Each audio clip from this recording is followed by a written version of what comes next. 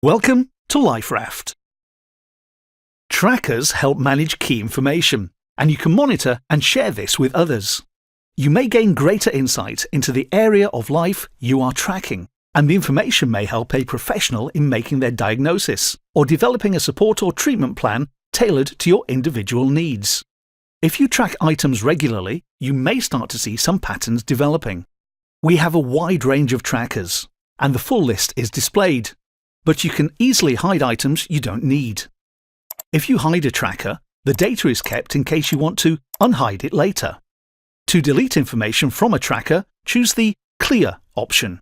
If you have a suggestion for a new tracker, please let us know. Free accounts limit the number of trackers you can use at any one time.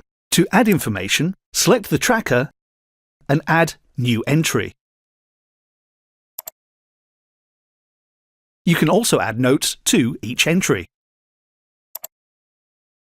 If you want to use imperial versus metric measurements, you can make this change in your account settings.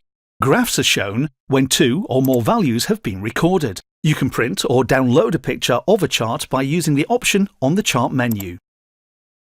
We hope you find the trackers useful and recommend you take a look and select those that will help you. To replay this video, select it from the Help menu area.